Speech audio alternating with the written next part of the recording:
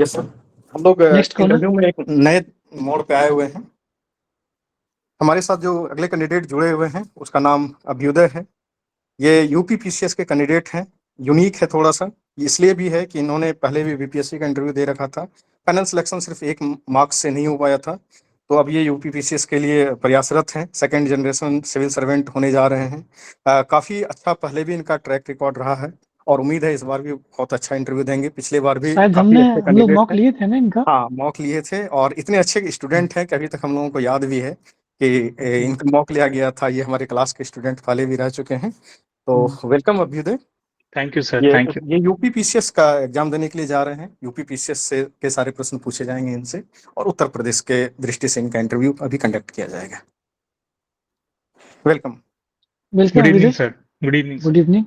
अपना एक संक्षिप्त परिचय दीजिए। सर मेरा graduation BA honours political science में हुआ है। उसके बाद मैंने यूपीएससी की प्रिपरेशन शुरू करी और 2023 में मुझे इंटरव्यू देने का मौका मिला। सर प्रिपरेशन के साथ ही साथ मैं कोचिंग इंस्टीट्यूट्स में एज एवेलुएटर एंड मेंटोर काम भी कर रहा हूँ ताकि फाइनेंशियल इंडिपेंडेंस इंश्योर कर सकूँ। इसके साथ ही सर मैं अपनी मास्टर्स भी कर रहा हूँ पॉलिटिकल साइंस में Indira Gandhi national open university से। आपकी हॉबी क्या है? सर मेरी हॉबी है सेल्फ इम्प्रूवमेंट बुक्स पढ़ना और एजुकेशनल पॉडकास्ट देखना। जैसे कौन सा बुक पढ़ा है रिसेंटली? कुछ बुक्स का सर नाम मैंने बताइए। यस सर सर मैंने रिसेंटली एटॉमिक हैबिट्स पढ़ी है और द वेरी गुड। सीक्रेट पढ़ी है। द सीक्रेट्स में क्या है? क्या थीम है? Sir the secret law of attraction के बारे में है।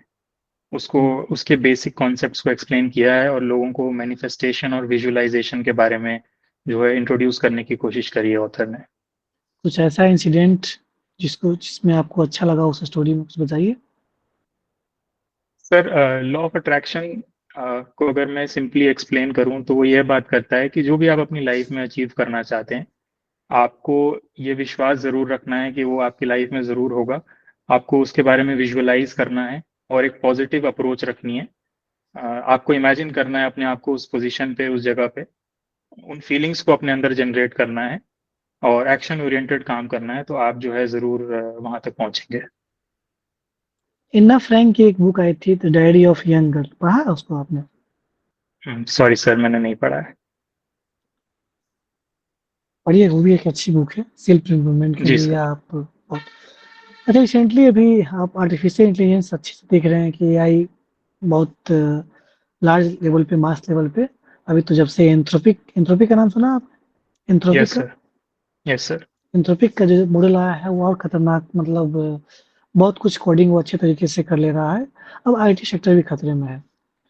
एक तरफ कहा जा रहा था कि जब कंप्यूटर आया था तो हमारा मेमोरी पावर उसको खत्म कर दिया, मानव सभ्यता का या मानव इंसान का। अब एआई के आने से ऐसा लग रहा है कि जो भी हम लोग की कल्पनाशीलता है, जो भी इमेजिनेशन पावर है, कहीं वो भी अब खत्म होती, जो भी क्रिएटिविटी है कहीं वो भी खत्म हो जाएगी। क्या मानते हैं वैसे, क्या लगता है आपको? ऐसा कुछ हो सकता है? सर इसको देखने के दो पहलू हैं। ये हम्म, बात बिल्कुल सही है सर कि कुछ ना कुछ क्रिएटिव फैकल्टीज को ये किल जरूर करता है। हमारी जो सोचने की, इमेजिन करने की जो क्षमता है उसको जरूर कहीं ना कहीं हिंडर करता है। लेकिन सर दूसरी तरफ अगर हम देखें तो एआई से हमारी इमेजिनेटिव कैपेबिलिटीज बढ़ भी सकती है। हम थोड़ा इंटेलेक्चुअली और ज्यादा इवॉल्व हो सकते हैं, कोडिंग सीख सकते हैं, एआई को मैनेज करना सीख सकते हैं और हायर पहले लेवल हम ऑफ लोग इंटेलेक्चुअल पहले स्किल्स। हम लोग जाना होता था कहीं तो लैंडमार्क याद रखते थे, अच्छा हाँ ये पेड़ है। अब तो सब भूल गए। तो सीधे कहीं जाना होता है, गूगल मैप्स पे डालते हैं लोकेशन, मेमोरी पावर खत्म हो गया। ऐसा ही लगता आपको? Yes sir. सर हाँ बताइए टेक्नोलॉजी कुछ हाँ। टेक्नोलॉजी के हम्म, ऊपर डिपेंडेंस से हम्म। इस तरीके की चीज़ें ज़रूर होती है सर। लेकिन ऐसा नहीं है कि हम लोग इंटेलेक्चुअली इवॉल्व नहीं कर रहे हैं। हम जो है दूसरी तरह की जो स्किल्स हैं वो अपनी लाइफ में अडॉप्ट कर रहे हैं। जैसे आज मैं मानता हूँ सर कि ह्यूमन ज़्यादा डायनेमिक हो गए हैं और मल्टीटास्किंग हम ज़्यादा बेहतर तरीके से कर सकते हैं, ज़्यादा तेज़ी से चीज़ों को चलिए सोच बताइए, सकते हैं। आप एआई का क्या यूज कर रहे हैं अभी? कुछ बताइए। अभी अपने सामान्य जीवन को अपग्रेड करने के लिए या आप अपने एजुकेशन में क्या ऐसा कुछ यूज किए हैं, बताइए। यस सर, मैं जनरेटिव एआई ऐप जैसे कि चैट जीपीटी या जेमिनाई का यूज़ करता हूँ नोट्स बनाने के लिए। और किसी भी चीज़ के बारे में अगर मुझे तुरंत इंफॉर्मेशन चाहिए, अपने हिसाब से चाहिए, तो मैं उसका यूज़ करता हूँ। Mainly for educational purpose sir अभी यूज़ कर ओके, रहा हूँ। ठीक। अभी रिसेंटली ईरान अमेरिका का वार आप देख ही रहे हैं, तो एक बहुत बड़ी आयरनी है ये आप कि एक तरफ जहाँ गाजा में लाखों महिलाएं, लाखों बच्चे मारे गए हैं, फिर अचानक अमेरिका को याद आता है कि ईरान में इतनी सारी महिलाएं, उसको जबरन बुर्के में रखा जा रहा है या दकियानुसी विचार के तहत दबाया जा रहा है, और इस किसी तरीके से मतलब इसी बहाने को लेकर के इजराइल के द्वारा हमला कराया जाता है। नहीं लगता आपको कि ये दोहरी नीति चल रही है पूरे वर्ल्ड में, बस एक तरह से ग्लोबल हेजेमनी को स्थापित करने के लिए? कैसे जी देखते हैं सर। आप इसे? जी सर, ये कहीं ना कहीं ठीक बात है। ये सरफेस पे दिखाने वाली बात है अपने एक्शंस को जस्टिफाई करने के लिए। क्योंकि सर, जहाँ तक आपने विमेन राइट्स की बात करी, ये सऊदी अरेबिया, यूएई, कतर में भी बहुत अच्छे नहीं है। सिर्फ ईरान को ब्लेम करने के लिए तो सर ठीक नहीं रहेगा। मेनली इसके जियोपॉलिटिकल ऑब्जेक्टिव्स हैं सर, ईरान को न्यूक्लियर पावर बनने से रोकना, और दूसरा रेजिम को चेंज करना, क्योंकि वो यूएस के फेवर में नहीं है। इस वजह से जो है सर, ये ऑपरेशन प्लान किया गया है। न्यूक्लियर पावर कहाँ पे है? यूपी में कहीं है? हमारे यहाँ न्यूक्लियर पावर प्रोजेक्ट आपके यूपी में कहीं है? कहाँ पे है? यस सर, नरोडा में है सर। नरोला में है। Yes sir. अभी जनरली जो न्यूक्लियर पावर जो होता है, उसमें 3 तरह के मॉडल हैं। कौन-कौन मॉडल है? Sir, pressurised heavy water reactor है, थोरियम बेस्ड रिएक्टर है, और एडवांस्ड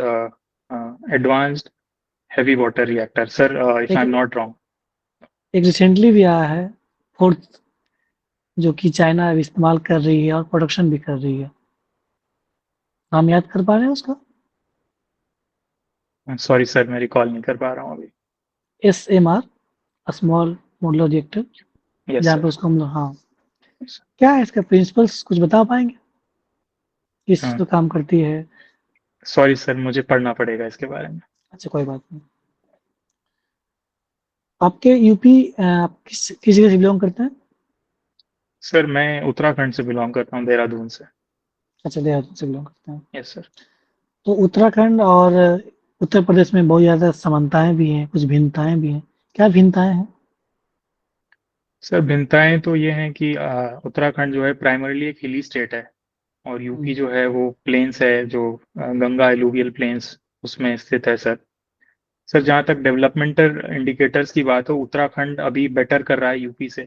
यूपी के जो बैकवर्ड एरियाज हैं, जैसे बुंदेलखंड या ईस्टर्न यूपी, वहाँ से जो हमारे सोशल और ह्यूमन डेवलपमेंट इंडिकेटर्स हैं, वो उत्तराखंड में ज़्यादा बेहतर हैं सर। वहाँ पे एक डिफेंस कॉरिडोर भी यूपी से पास हुआ है। किस क्षेत्र से यस पास हुआ है?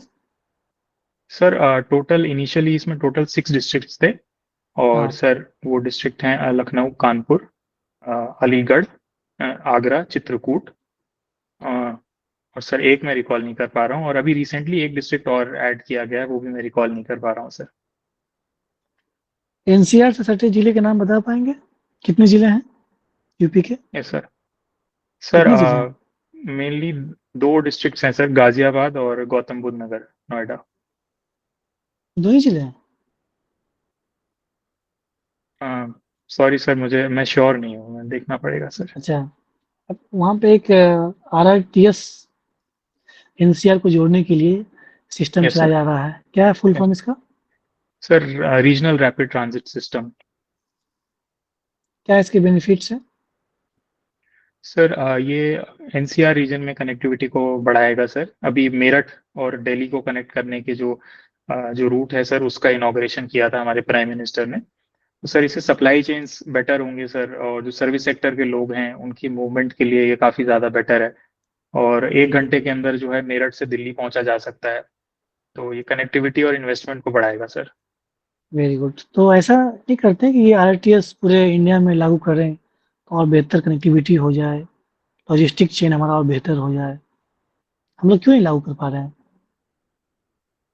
सर, धीरे धीरे आरआरटीएस को एक्सपैंड किया जा रहा है, और यूपी में भी लखनऊ, कानपुर में भी प्लान्ड है सर, और एनसीआर में और भी ज़्यादा रीजन्स में ये प्लान्ड है। सर हर जगह तो फिजिबल नहीं हो पाएगा, क्योंकि इंफ्रास्ट्रक्चर कंस्ट्रेंट हैं, बजट कंस्ट्रेंट हैं, लैंड एक्विजिशन के चैलेंजेस हैं। लेकिन जहां जहां पे इकोनॉमिकली फिजिबल है और जहां पे इसकी सबसे ज्यादा जरूरत है, वहां पे तो हमें ये करना ही चाहिए सर, और धीरे धीरे एक्सपेंशन हो रहा है इसका। Okay, very good. Thank you sir. Thank you sir. Professor. Thank you sir. UP का बॉर्डर किस किस स्टेट से लगता है? Yes sir. सर यूपी का बॉर्डर बिहार से लगता है, मध्य प्रदेश से लगता है सर, राजस्थान से लगता है, दिल्ली से लगता है, दिल्ली एनसीआर से, उत्तराखंड से लगता है, और ऊपर सर नेपाल से भी लगता है। एरिया की दृष्टि से यूपी का सबसे बड़ा डिस्ट्रिक्ट कौन है? सर लखीमपुर खेरी।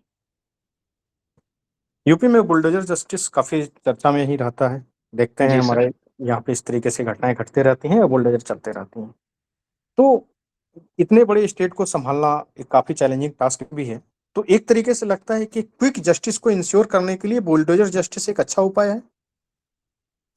हाँ, सॉरी सर, मैं इसी से थोड़ा डिसएग्री करता हूँ, क्योंकि बुलडोजर जस्टिस जिस तरीके से इम्प्लीमेंट हो रहा है कई जगहों पे, वो कहीं ना कहीं रूल ऑफ लॉ का वायलेशन भी है, और सुप्रीम कोर्ट ने इसको कंडेम करके कुछ गाइडलाइंस भी दी है। अगर पूरे ड्यू प्रोसेस को फॉलो करने के बाद अगर हम बुलडोजर जस्टिस का यूज कर रहे हैं, तब इसे हम ठीक मान सकते हैं सर। लेकिन अगर रूल ऑफ लॉ का वायलेशन है और सिर्फ सोशल मैसेजिंग के लिए किया जा रहा है, तो कहीं ना कहीं सर ये पूरे सिस्टम के ऊपर जो विश्वास है, ऐसा दिखाता है कि विश्वास कम है। तो मैं इसे ठीक नहीं मानता हूँ सर। एक गरीब व्यक्ति जो मुफ्त में उत्तर प्रदेश सरकार के राशन ले रहे हैं, केंद्र सरकार के भी कुछ योजनाओं के लाभ ले रहे हैं, आवास ले रहे हैं, भोजन ले रहे हैं, वो राष्ट्र निर्माण कैसे करता है? सर राष्ट्र निर्माण वो इस तरह से करता है कि किसी ना किसी तरीके से वो इकोनॉमी में कंट्रीब्यूट जरूर कर रहा होगा, चाहे वो भले छोटे लेवल पे कर रहा हो। और सर जो वो राशन ले रहा है या जो भी फ्री सर्विसेज ले रहा है, वो कहीं ना कहीं उसका कंज्यूमर भी है। सरकार ने जो है उसको उस सर्विसेज को खरीदा है उसके बिहाफ पे। तो इस तरीके से सर इकोनॉमी कहीं ना कहीं जो है वो इकोनॉमी में कंट्रीब्यूट करता है। और सर सोशली वो कंट्रीब्यूट करता है। एक सिटीजन है जो जाके वोट दे रहा है, सरकार फॉर्म करने में हेल्प कर रहा है, समाज में रहता है, फेस्टिवल्स में पार्ट लेता है। तो इस तरीके से सर वो राष्ट्र निर्माण में कंट्रीब्यूट जरूर करता है सर। अभी आपने देखा होगा कि भारत में ईरान का एक जंगी जहाज एक मिलिट्री एक्सरसाइज करने के लिए आया था, जी और सर। जब मिलिट्री एक्सरसाइज करके लौट रहा था तो उसे श्रीलंका के पास डुबो दिया गया अमेरिका के द्वारा। आप इस घटना में नहीं लगता है आपको कि भारत सरकार की ये जिम्मेदारी थी कि जो मिलिट्री एक्सरसाइज करने के लिए जंगी जहाज लाए गए थे, हमारे वो मेहमान थे, उसे सुरक्षित वहां तक पहुंचाना था? सर जो ये इंसिडेंट हुआ है ये इंटरनेशनल वाटर्स में हुआ है, और वहां पर भारत का कोई जुरिस्डिक्शन नहीं है। और सर क्योंकि ईरान और यूएस जो है वो एक वॉर लाइक सिचुएशन में है, और यूएन क्लॉज जो इंटरनेशनल वाटर्स का जो कानून है, वो भी कहीं इस चीज को इलीगल नहीं ठहराता है सर। क्योंकि अगर दो कंट्रीज अगर वॉर में हैं तो इस तरीके की एक्टिविटीज हो सकती है। लेकिन हम मॉरल पर्सपेक्टिव से देखें सर, तो हमने जो है रेस्क्यू ऑपरेशन जरूर चलाया था श्रीलंकन नेवी के साथ। हमारी नेवी ने स्टेटमेंट भी दिया है, और हमने जो है सर जितने सेलर्स को बचाने की कोशिश की जा सकती थी हमने करी है sir, as a moral responsibility. Okay. आप ये बताइए, अगर ये युद्ध लंबा खींचता है इजराइल, ईरान और अमेरिका के बीच, तो आपके दृष्टि से सबसे ज्यादा नुकसान किसे होगा? सर सबसे ज्यादा नुकसान तो जो वॉर में इन्वॉल्व पार्टीज हैं उन्हीं को होगा। और कहीं ना कहीं ईरान वीक पार्टी है इस वॉर में, इसराइल और यूएस के सामने। तो सबसे ज्यादा नुकसान तो ईरान को ही होगा सर। सारनाथ एक स्थान है यूपी में, उसका क्या महत्व है? सर सारनाथ में गौतम बुद्ध ने अपना फर्स्ट सरमन जो है वो दिया था सर। उसको धर्म चक्र प्रवर्तन भी कहा जाता है। अमेरिकी लोकतंत्र और इंडियन लोकतंत्र, जो अमेरिकन डेमोक्रेसी और इंडियन डेमोक्रेसी के बीच में क्या बेसिकली कुछ अंतर है क्या? Yes sir. Sir American democracy presidential form of government से चलती है, और Indian democracy parliamentary form of government से चलती है। जहाँ पे सर हमारे यहाँ दो हेड्स होते हैं sir. Head of state president होते हैं, और हेड ऑफ गवर्नमेंट जो है वो प्राइम मिनिस्टर होते हैं। लेकिन सर अमेरिका में हेड ऑफ स्टेट और हेड ऑफ गवर्नमेंट दोनों ही वहाँ के प्रेसिडेंट होते हैं। वाराणसी की कुछ फेमस टेम्पल का नाम बताइए। सर वाराणसी में जो शिव टेम्पल है सर वो फेमस है। ज्योतिर्लिंग 12 ज्योतिर्लिंग का एक पार्ट है सर। और तो मैं रिकॉल नहीं कर पा रहा हूँ, सॉरी सर। आप अपने व्यक्तित्व का कुछ पॉजिटिव पक्ष बताइए। सर फर्स्टली मैं सॉल्यूशन ओरिएंटेड पर्सन हूँ सर। अगर कोई भी प्रॉब्लम मेरे सामने आती है तो मैं उसके साथ बैठना पसंद नहीं करता हूँ, कोशिश करता हूँ कि उसके सॉल्यूशन की तरफ देखा जाए। एंड सर सेकेंडली मेरे अंदर परसिवरेंस है। अगर मैं किसी भी काम को चुनता हूँ तो पूरी ईमानदारी से, पूरी शिद्दत से उसे पूरा करने की कोशिश करता हूँ, भले थोड़ा ज़्यादा समय ही क्यों ना लग जाए। एंड सर थर्डली मैं डिसीजंस जो है वो ऑब्जेक्टिविटी के बेसिस पे लेता हूँ सर। कोशिश करता हूँ कि इमोशंस या पैशन में आगे की कोई रश में डिसीजन ना लिया जाए, सोच समझ के फैसला लिया जाए। माननीय मुख्यमंत्री श्री योगी आदित्यनाथ जी ने अभी मैगलेब ट्रेन में सफर किए। इनमें से जी कौन से फिजिक्स के प्रिंसिपल लग रहे थे? सॉरी सर, मुझे इसके बारे में देखना पड़ेगा। किस कंट्री में उन्होंने सफर किया था? सर जापान में। Thank you very much, your interview is over. Thank you sir.